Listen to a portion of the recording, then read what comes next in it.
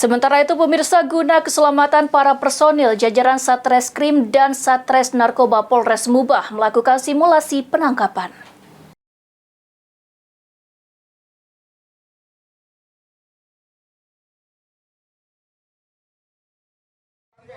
Inilah detik-detik penggerebekan sebuah rumah yang menjadi tempat persembunyian seorang pelaku kejahatan yang digerebek oleh anggota gabungan dari Satreskrim dan Sat Narkoba Polres Mubah. Dengan menggunakan senjata lengkap dan tameng, polisi merangsek masuk dan menggerebek rumah yang menjadi tempat persembunyian seorang pelaku kejahatan hingga akhirnya pelaku kejahatan dapat ditangkap beserta barang buktinya.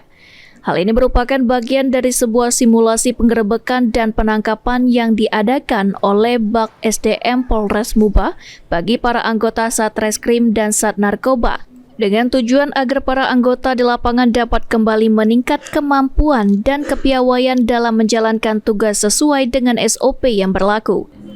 Kepala Bagian Sumber Daya Manusia Polres Mubah Kompol Nofrizal mengatakan, jika pelatihan ini bertujuan untuk mengingatkan para anggotanya untuk selalu mematuhi SOP yang berlaku saat menjalankan tugasnya di lapangan sehingga tidak terjadi miskomunikasi yang dapat mengancam keselamatan dan korban jiwa bagi anggota yang bertugas.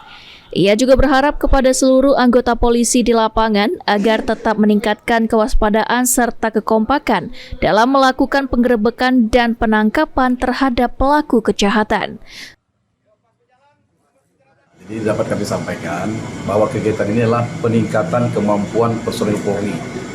Nah, kebetulan kami di SDM ini mengawaki personil. Nah, dan kami laksanakan kegiatan pelatihan, latihan fungsi, khusus fungsi reskrim dan narkoba. Nah, pada saat ini pelaksanaan penggerebekan. Jadi kita ulang lagi, kita refresh lagi kemampuan-kemampuan personil supaya tidak hilang kemampuannya, dan kita laksanakan kegiatan pelatihan kita laksanakan tadi teknik penggerebekan, supaya pada saat pelaksanaan tugas tidak terjadi atau jatuh korban di pihak kita.